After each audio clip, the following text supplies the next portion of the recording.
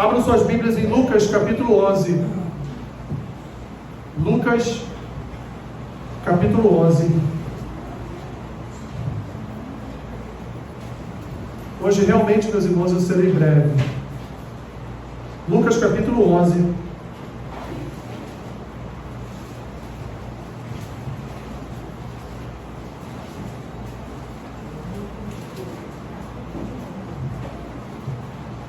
Quero no final do culto estar orando pelo Anderson e pela Marcela, que completaram mais um ano de vida conjugal nesse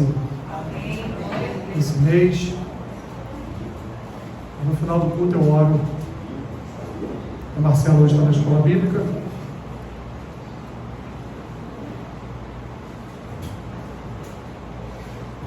Lucas 11, qual o título que está aí na sua Bíblia, Lucas 11?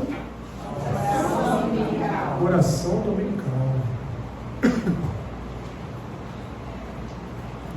Diz assim, então, Lucas em seu Evangelho: de uma feita, estava Jesus orando em certo lugar. Quando terminou, um dos seus discípulos lhe pediu: Senhor, ensina-nos a orar, como também João ensinou aos seus discípulos? Então ele os ensinou: quando orardes, dizei: Pai, santificado seja o teu nome, venha o teu reino, o pão nosso cotidiano dá-nos de dia em dia. Perdoa-nos os nossos pecados, pois também nós perdoamos a todo o que nos deve, e não nos deixe cair em tentação. Disse-lhes ainda Jesus: quando entre vós tendo um amigo, e este for procurá-lo à meia-noite, ele disser: Amigo, empresta-me 3 pães, pois um meu amigo, chegando de viagem, procurou-me, e eu nada tenho que lhe oferecer. E o outro lhe responda lá de dentro, dizendo: não me importunes, a porta já está fechada, os meus filhos já estão comigo, também já estão deitados, não posso levantar-me para te dar. Digo-vos que, se não se levantar para dar-lhes por ser seu amigo, todavia o fará por causa da importunação, e lhe dará tudo o de que tiver necessidade. Por isso vos digo: pedi, e dar-se-vos-á; buscai, e achareis; batei, e abrir-se-vos-á. Pois todo o que pede, recebe; o que busca, encontra; e a quem bate, abrir-se-lhe-á. Quando entre vós é o pai, que se o filho lhe pedir pão, lhe dará uma pedra? Ou se pedir um peixe, lhe dará em lugar de peixe uma cobra? Ou se lhe pedir um ovo, lhe dará um escorpião? Ora, se vós, que sois maus, sabeis dar boas dádivas aos vossos filhos, quanto mais o Pai Celestial dará o Espírito Santo àqueles que lhe o pedirem. Obrigado, Pai, por tua palavra. Abençoa-nos nesta manhã, em nome de Jesus. Amém. Podem sentar.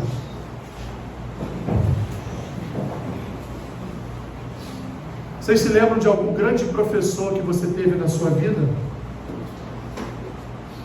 Acredito que sim, né? Se fizer um exercício de memória aí, você vai lembrar de um professor que talvez tenha te marcado, ou no ensino fundamental, ou no ensino médio, ou até mesmo na faculdade, ou até mesmo no curso que você tenha feito aí há pouco tempo. Pode ter tido um professor que tenha marcado a sua vida, seja de forma positiva, ou também de forma negativa, né? Eu tenho uma professora que me marcou muito de forma negativa. Todas as vezes que tinha arguição, a bendita do Senhor sempre chamava o meu número. Número 4. Você de novo, Alessandro? Eu de novo. Minha professora de geografia. Mas imagina só por um momento, meus irmãos, você ter um professor perfeito. Aquele que nunca erra, aquele que não peca, e aquele que te ama com amor que supera o amor dos seus próprios pais, cujo desejo dele é que você aprenda absolutamente tudo que ele lhe ensinar, porque o ensino dele pode lhe custar a sua própria vida. Eu coloco aí um ponto e vírgula: e custará a vida do seu próprio professor. Imagine então, meus irmãos, descobrir que esse professor ele é pleno em sabedoria e entendimento, e que todas as palavras que ele profere são palavras para a vida daqueles que ouvem, aprendem e obedecem. Nem preciso falar de que eu estou falando, né? Jesus foi esse professor, foi esse mestre para os seus discípulos, um que ensinou de forma inesquecível e inigualável, que conhecia plenamente todas as coisas, porque afinal de contas foi ele que criou todas as coisas, foi ele que fundou o universo a partir da sua palavra. E a lição, meus irmãos, que os seus discípulos aprenderam neste dia, registrado aqui em Lucas 11, também registrado em Mateus, quando ele fala a respeito da oração do Pai Nosso, né, desse modelo de oração. Em Lucas está mais resumida a oração do Pai Nosso, mas eles estavam aqui aprendendo, estavam tendo uma aula. O nome dessa aula era Aprender a Orar. Mas não foi uma aula que Jesus simplesmente mandou-os sentar e disse: olha, vou aqui ensinar vocês como orar. Não, isso foi um desejo, um pedido de um de seus alunos. Um professor que está aqui agora dando aos seus alunos uma santa cola. E por que cola? Porque essas orações chegarão ao trono que é dele. Essas orações chegarão a ele. Essas orações serão peticionadas e dirigidas a ele. E ele está ensinando estes homens como se achegarem a ele. Ele está ensinando esses homens como se relacionarem com ele. Ele está ensinando esses homens como chegar diante de Deus. E, meus irmãos, diante de Deus nós não chegamos de qualquer maneira. Ele então ensina como quer que eles façam, ensina eles a recorrer à pessoa certa e ensina eles a fazer tudo de forma certa. Jesus dá um modelo, Jesus dá aqui uma planta de como seus discípulos ou como o povo de Deus deveria chegar em oração diante do Senhor. Um grande evangelista já falecido chamado Billy Graham, quem não conhecia Billy Graham, né? Uma vez ele disse assim: o céu está repleto de respostas de orações que ninguém se incomodou em fazer. O que ele quis dizer com isso? Que Deus quer abençoar o seu povo, mas o seu povo não sabe orar. Deus quer derramar bênçãos sobre a vida do seu povo, mas o seu povo não sabe como se achegar ao seu Deus para ser beneficiado por toda essa ordem de bênçãos que Deus quer despejar sobre a igreja. Então Billy Graham está dizendo: olha, Deus tem guardado com ele uma série de bênçãos que ele quer proferir sobre a vida do seu povo, mas o problema é que o seu povo não sabe como incomodá-lo em suas orações. Seu povo não sabe como bate a porta nas suas orações. O seu povo não sabe pedir, o seu povo não sabe clamar, e muitos do seu povo, na realidade, a grande maioria do seu povo, nem mesmo clama, nem mesmo ora. São como aquela figueira seca, que Jesus amaldiçoa, né? Como pode alguém ser seco na presença do Senhor? Meus irmãos, se eu lhe perguntasse nesta manhã, o que você me responderia? E a pergunta é: a sua oração, ela é o seu volante, ou a sua oração é o seu step? A sua oração é o que guia a sua vida? A sua oração é o que controla a sua existência diante de Deus, o seu relacionamento com o Senhor? Ou a sua oração é igual step, que você só usa de vez em quando o pneu fura? Porque tem pessoas que são assim, né? Quando o pneu fura, aí abre o porta-malas e pega o step. Quando o bicho pega, aí vai para o quarto. Quando o bicho pega, dobra o joelho no chão. Quando o bicho pega, aparece em todas as reuniões de oração da igreja. Mas quando o borracheiro recupera o pneu e o carro volta a andar, vira estepe de novo. E isso é um ciclo vivido, meus irmãos, pela igreja. Nós acreditamos sim na importância das orações antes de tomar decisões importantes, mas geralmente não oramos, ou não oramos como convém. E muitos até mesmo oram apenas por orar, mas nem creem na resposta de Deus. Não, essa doença, essa enfermidade aí é para a morte. Eu acho que chegou a hora, não tem jeito não. Não, o médico já disse que está desenganada, que está desenganado, nem os remédios farão mais efeito. Não, essa situação no meu trabalho é irreversível. Ah, jamais o meu patrão vai me dar aumento, por mais que eu trabalhe, isso nunca vai acontecer.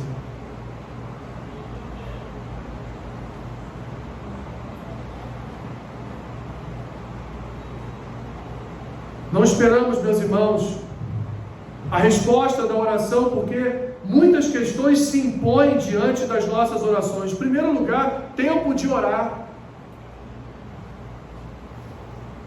Se eu fizesse uma enquete nesta igreja, não vou falar nem das outras, uma enquete: qual o horário que você ora todos os dias?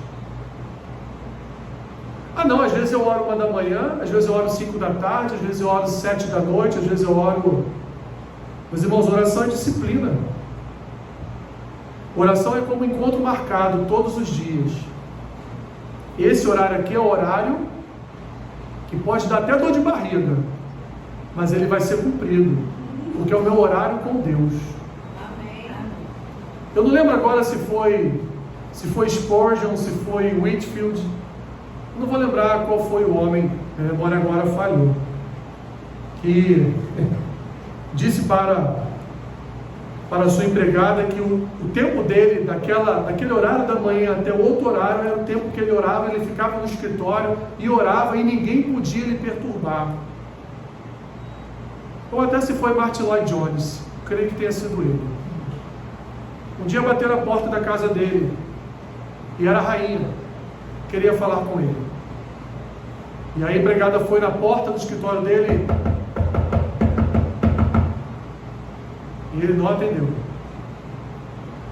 Muitos minutos depois, ele sai do escritório e pergunta a ela: você estava me perturbando? Você não sabe que nesse horário eu não falo com ninguém? Não, é porque a rainha estava aí querendo falar com o Senhor. E ele falou: qual o problema? Eu estava falando com o rei dos reis. Esse horário é o horário de eu falar com o Senhor. A minha audiência é com Deus, não é com ninguém mais. Não é com o filho, não é com a esposa, não é com o marido, não é com o sobrinho, não é com ninguém. Esse é meu horário com Deus. E é um horário, meus irmãos, que nós não podemos abrir mão de estar com o Senhor, de confiar que naquele horário é um horário separado para estar com Deus. Tempo de orar. Normalmente separamos muito tempo para outras coisas, mas para orar são aqueles 5 minutinhos, ou 10 ou 15 minutinhos, com pressa, já quase atrasado para ir para o trabalho talvez, ou então sentado na cama à noite antes de dormir, e aí você acorda 2, 3 da manhã sentado na cama com a Bíblia caída de um lado, não é? E você pensa: nossa, eu dormi orando. E sabe o que é pior, meus irmãos? É que ainda acha isso engraçado. Imagina se Deus dormisse enquanto nós orássemos. Imagina se Deus, da sua alta torre de vigília, resolvesse descansar enquanto nós oramos. Claro, deixa ela orar. Vou dar uma dormidinha aqui que eu estou muito cansado. Depois eu vejo o que ele me pediu, o que ela falou. Depois eu vejo se eu ajudo ou não. Vou pensar. Meu dia está tão preguiçoso, hoje eu não estou a fim de fazer nada. Imagina, meus irmãos, se Deus pensasse dessa forma. Imagina se Deus pensasse como nós. Imagina se Deus agisse como nós. O que seria de nós?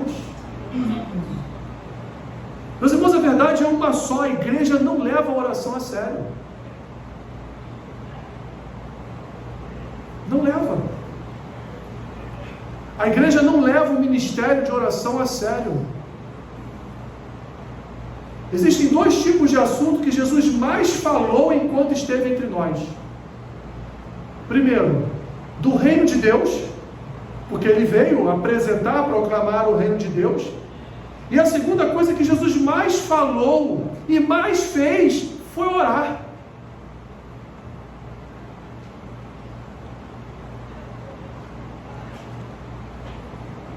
Até quando ele estava meio perturbado com o que viria a acontecer, ele orou e fez a oração que talvez nem deveria ter feito, mas ele fez: Senhor, se possível, passa de mim este cálice.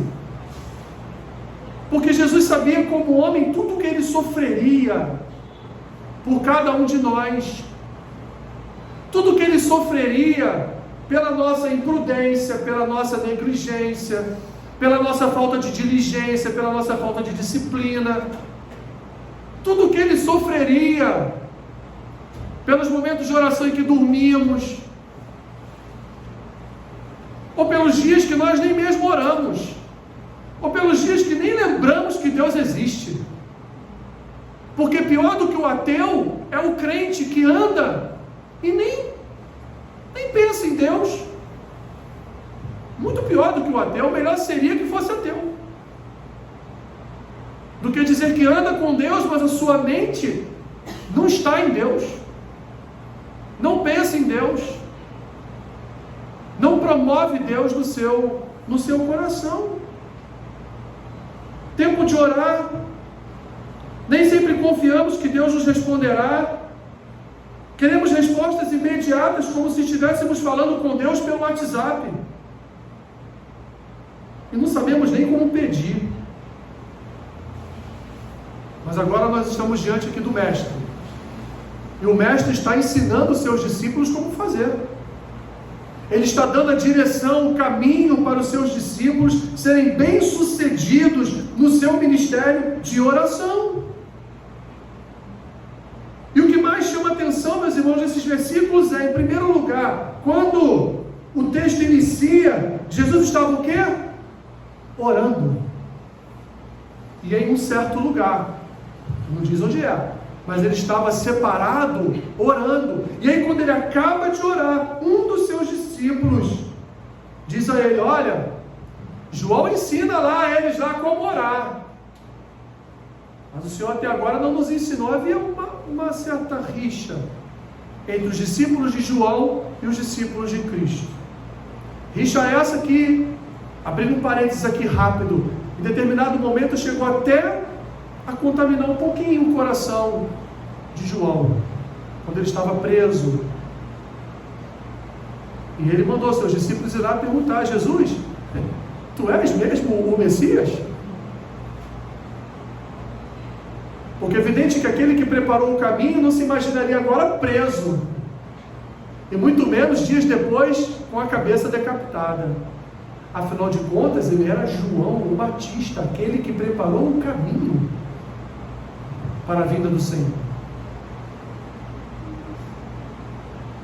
Jesus estabelece um modelo de oração, lembrando agora dos profetas da prosperidade, né? Jesus nos apresenta aqui uma chave de oração, a chave para abrir a porta do mundo da oração. Ele nos ensina a sermos insistentes, mas ele também nos ensina, meus irmãos, quais os principais objetivos de uma oração. Quando orardes, dizei: Pai, santificado seja o teu nome, venha o teu reino. O pão nosso cotidiano dá-nos de dia em dia. Perdoa-nos os nossos pecados, pois também nós perdoamos a todo o que nos deve. E não nos deixeis cair em tentação. Queridos irmãos, é visível que alguma coisa está errada nas orações da igreja. E eu quero tocar aqui só em 2 pontos em primeiro lugar. Em primeiro lugar, primeiro ponto, pela importância que a igreja de forma geral dá à oração. As reuniões de oração são sempre vazias. Sempre. Sempre as mesmas pessoas presentes.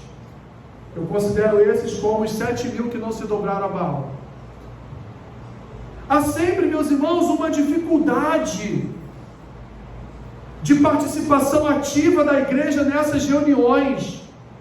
Não há interesse.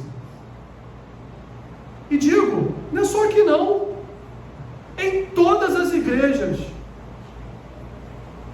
Porque eu vejo nas redes sociais, quando é foto de um evento, tem 1.500 pessoas na igreja. Mas quando é a foto lá da reunião de oração, tem 10. Alguns dizem que o dia dessa reunião de oração não é um dia bom. Essa hora, poxa vida, é muito cedo. Ou então, à noite é muito perigoso. Eu fico com medo de ir na igreja à noite. Mas essas mesmas desculpas, meus irmãos, não ocorrem quando a reunião é de celebração, é um evento, é uma festa onde tem salgadinhos, bolinhos, refrigerantes. Aí não tem horário, não tem dia, não tem assalto, não tem bala perdida, não tem nada. Porque não? Hoje tem um evento na minha igreja. Tem pessoas que têm orgulho, meus irmãos, de dizer: hoje a minha igreja tem uma festividade. Hoje a minha igreja tem um evento. Olha, vai um grupo de louvor lá, daqui. Mas ninguém se orgulha em dizer: olha, a minha igreja hoje tem uma reunião de oração. E glória a Deus por isso, porque nós precisamos orar. Mas não há orgulho em dizer isso. Aliás, nem tocam nesse assunto. Quer ver um exemplo? Na pandemia, meus irmãos, algumas pessoas diziam que não podiam ir à igreja por causa da doença, mas iam em mercados, estavam em pontos de ônibus esperando o ônibus ou van, ou até um mototáxi pegá-lo. Que detalhe, ainda botava aquele capacete. Iam nos hortifrutis, lotados, iam em aniversários. E aniversários até de crianças. Vejam só, até trabalharam. Mas quando era o domingo da igreja, não posso ir por causa da pandemia. Não vou à igreja porque é uma aglomeração muito grande, eu não posso sentar do lado de ninguém, porque a minha imunidade é muito baixa, eu não posso participar dos cultos. Mas ia para o trabalho, ia a aniversários e churrascos da família, ia a hortifrutis, ia a supermercados, andava na rua para cima e para baixo. A vilã, meus irmãos, sempre é a igreja. Eu quero que vocês percebam isso. Isso é demoníaco. Isso é satânico. A vilã é sempre a igreja. Sempre. Em segundo lugar, meus irmãos, temos que os reais objetivos ou a primazia da oração está no fato de observar a oração do Pai Nosso, no sentido de que a glorificação e a exaltação a Deus é mais importante do que qualquer outra manifestação na sua oração.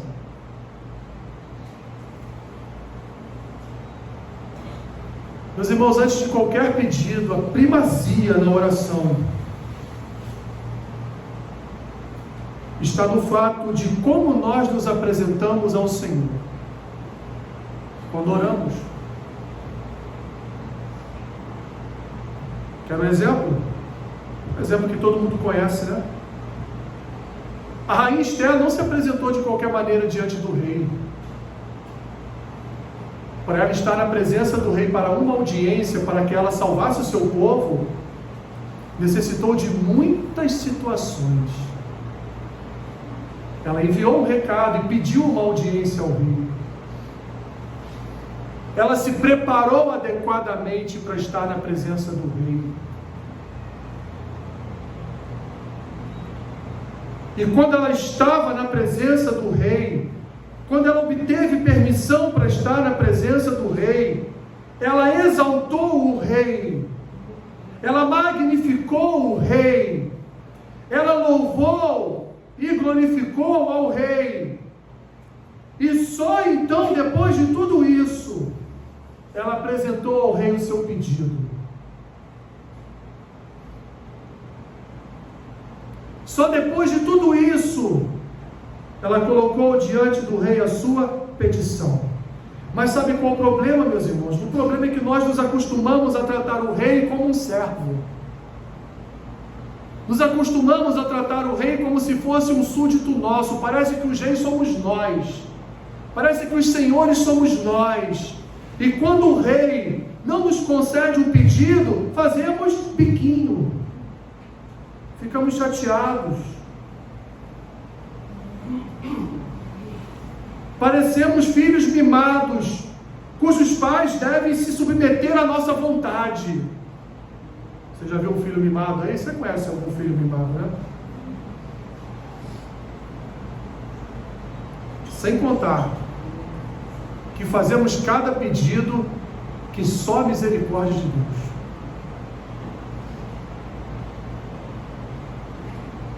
Quer ver? Abra sua Bíblia em Tiago, capítulo 4.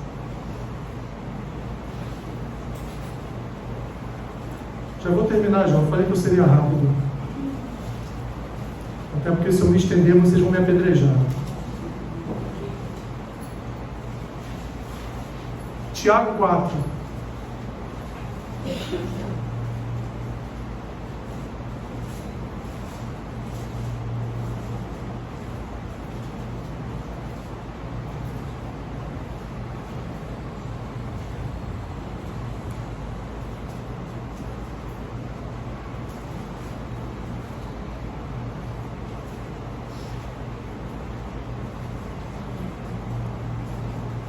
Tiago 4 diz assim, versículo 2: Cobiçais e nada tendes, matais e invejais, e nada podeis obter. Viveis a lutar e a fazer guerras, nada tendes, porque não pedis. Pedis e não recebeis, porque pedis mal, para esbanjardes em vossos prazeres. Olha o que o Tiago chama infiéis.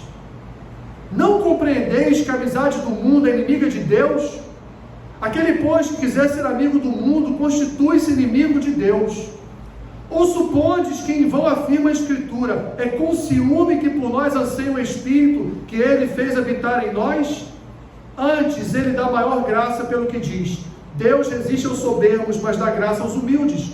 Sujeitai-vos, portanto, a Deus, mas resisti ao diabo, e ele fugirá de vós. Chegai-vos a Deus, e Ele se chegará a vós outros. Purificai as mãos, pecadores, e vós que sois de ânimo dobre, limpai o coração. Afligi-vos, lamentai e chorai. Converta-se o vosso riso em pranto e a vossa alegria em tristeza. Humilhai-vos aonde? Na presença do Senhor. E Ele vai fazer o quê? Ele vos exaltará.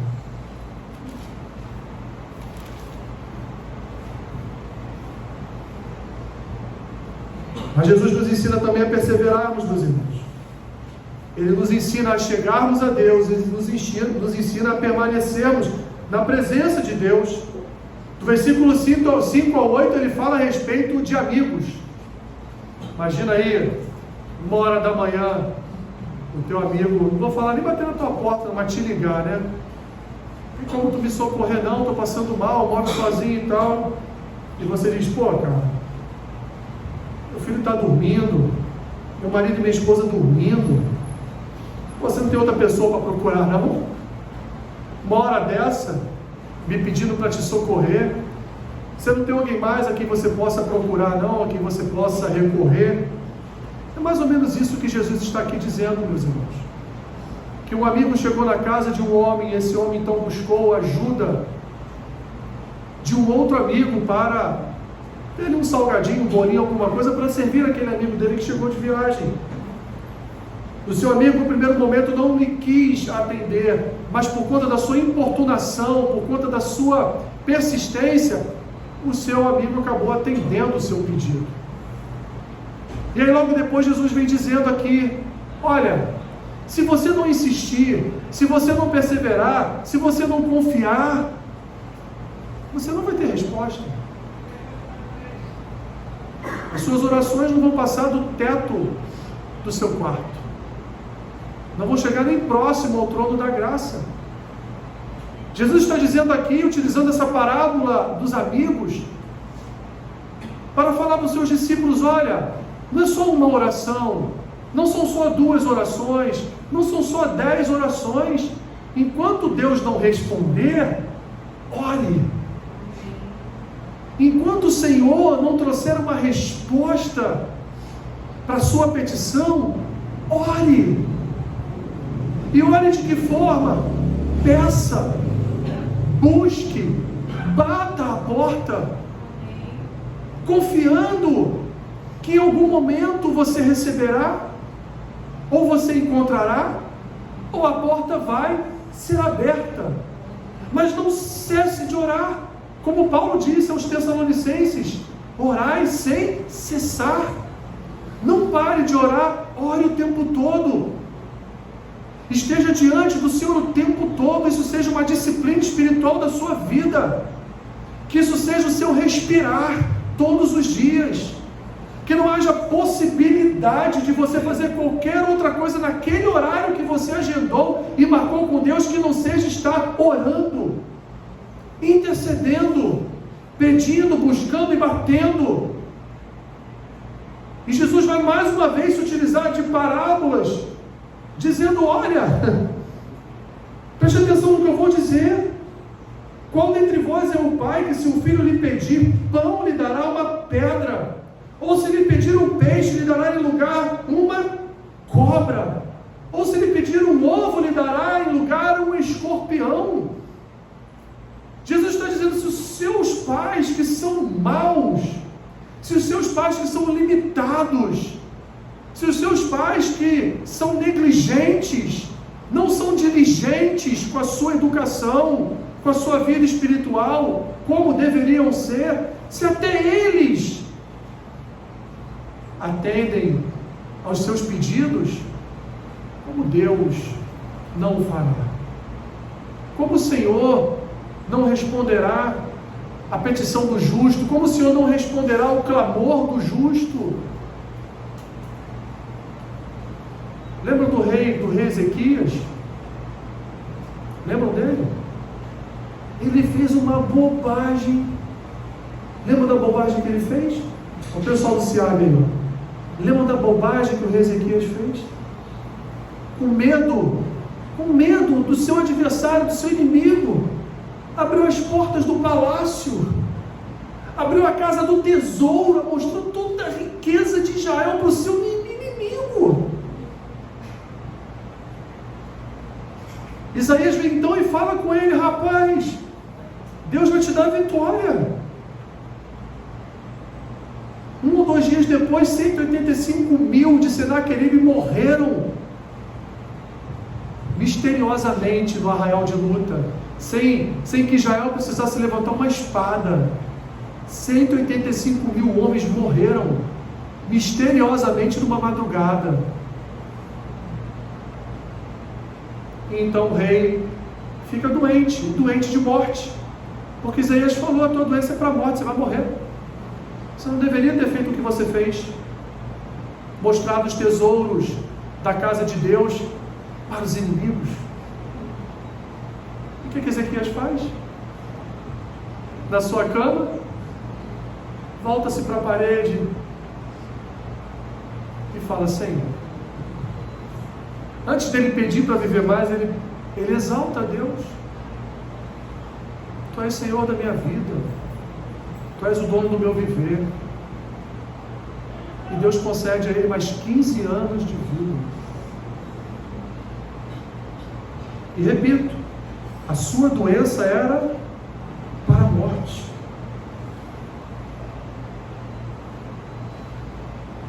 As respostas de Deus, meus irmãos, as nossas orações são incomparavelmente melhores do que as respostas humanas, melhores do que as nossas respostas. A boa mão invisível de Deus se move a nosso favor sempre. Mas a nossa vida precisa ser corandeu. Sabe o que é um corandeu? Era uma expressão que os homens de Deus utilizavam no século 18 e 19. Corandeu significa, meus irmãos, estar ali perante a face de Deus o tempo todo. Isso era uma prática cristã no século 18 e 19. Estar na presença de Deus o tempo todo. Permanecer perante a face de Deus. Mas vivemos, meus irmãos, vivemos num mundo de gnosticismo, materialismo, nova era, secularismo, humanismo e paganismo, que tem levado Deus ao exílio. Nós temos colocado o Senhor no exílio e ali tentado obrigar Ele a fazer coisas para nós. A igreja não tem confiado mais tanto assim na providência de Deus. A igreja não tem mais confiado tanto assim no controle de Deus. Quer um exemplo? É o último que eu vou dar. Ai, meu Deus, e agora? E agora que esse homem é presidente? O que vai ser de nós? De um lado e de outro. A igreja provou há 3 anos atrás que ela não confia em Deus. Ela confia em homens. Uma vergonha, meus irmãos. Uma vergonha. Vida do servo e da serva do Senhor está nas mãos do Senhor. Aleluia. Não está nas mãos de homens. Não está. As nossas vidas não estão nas mãos de Satanás. As nossas vidas estão nas mãos do Senhor. Esqueceu que as Escrituras nos ensinam que o mundo jaz no maligno? O mundo é mau mesmo, os governos são terríveis, são maus, corruptos, limitados, ateus. Mas a vida da igreja está nas mãos do seu Senhor. Meus irmãos, Jesus, Ele é o cabeça da igreja. Não são homens. Eu quero terminar com uma última parábola. A parábola do juiz iníquo, lembram dela? Está registrada em Lucas também, capítulo 18. Não vou ler, mas só vou aqui falar a respeito dela. Uma certa viúva buscava a presença desse juiz todos os dias para que ele julgasse a causa dela. Todo dia. E esse juiz, ele era mau, iníquo. Pense rapidamente numa pessoa má. É ele. Exatamente esse que você pensou agora. Você pensou no careca, né? Você pensou, não no Anderson. Você pensou no outro, né? Você pensou no AM, né? Posso falar o nome dele, não, senão eu vou preso. Pensou nele. Isso aí. Muito pior que ele. Mas todo dia aquela viúva estava lá no tribunal. Ei, julga minha causa aí. Julga minha causa aí. E um dia, assim como o amigo do amigo do amigo do amigo do outro lá, um dia ele se aborreceu e falou: quer saber? Vai me custar o que julgar a causa dela? Ela vai ficar aqui me importunando, me perturbando, tirando a minha paz e a minha tranquilidade. Ele foi lá e julgou a causa dela. Resultado: mesma coisa que Jesus falou aqui a respeito do amigo importuno, ele falou a respeito da viúva insistente, perseverante, da viúva também importuna. A mesma coisa, meus irmãos. Se um juiz iníquo julgou a a causa dela, meu irmão e minha irmã, Jesus julgará todas as causas. Todas as nossas causas serão julgadas. O texto diz que Ele está voltando, Ele voltará, e quando Ele voltar, Ele julgará todas as causas. Glória a Deus. Sejam boas ou sejam más. Em resumo, meus irmãos,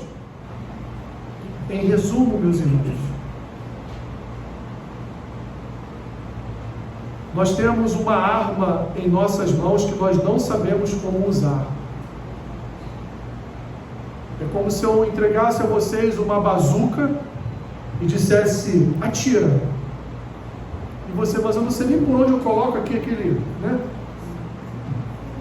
Se eu entregasse a vocês uma AK-47 e você, mas não sei nem como é que destrava, né? Onde está a mira aqui que eu posso mirar? Não sei. Nós temos em nossas mãos uma arma que é poderosa contra principados e potestades, uma arma que é poderosa para a vida do povo de Deus, uma arma que é poderosa na igreja, meus irmãos, e nós ou não nos utilizamos dela, deixamos ela guardada no armário, ou não sabemos como fazer para utilizar. Então eu exorto e admoesto os irmãos e irmãs nesta manhã: não considere oração como um acessório da sua vida espiritual. A oração é primazia na nossa vida espiritual. Ela é o principal na nossa vida espiritual. Ela não é um acessório. Não. Ela é vida com Deus. Coram Deus. Só tem vida com Deus quem fala com Deus, quem se relaciona com Deus, quem ora, quem intercede, quem busca, quem pede, quem bate a porta. Quem não faz isso não tem vida com Deus. Tanto, meu irmão e minha irmã, dê mais valor a essa arma espiritual que o Senhor nos concedeu e nos ensinou como usá-la, porque Ele nos ensina. Senhor, tenha misericórdia de nós, Santo Deus, porque talvez não tenhamos cuidado da nossa vida como deveríamos, porque é através das orações que nós nos fortalecemos em nossa fé, esperança e amor. É através das orações, Senhor, que nós nos colocamos humilhados diante do Senhor, dependendo das tuas respostas, dependendo do mover da tua graça, dependendo da manifestação do teu Espírito. Em nossas orações, Senhor, nós abrimos o nosso coração a Ti. Em nossas orações nós nos derramamos na Tua presença. Sim, meu Deus.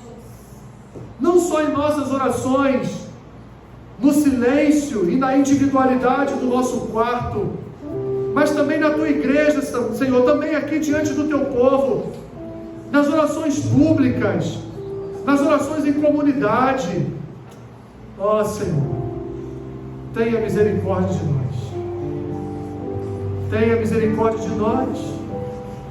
Que o Seu povo não leve a mal esta palavra, mas que eles entendam, Senhor, que ela é pregada por amor, por cuidado, para que não sejamos enganados pela nossa própria preguiça, pela nossa alma negligente, mas que sejamos despertados, Senhor, em nossos corações,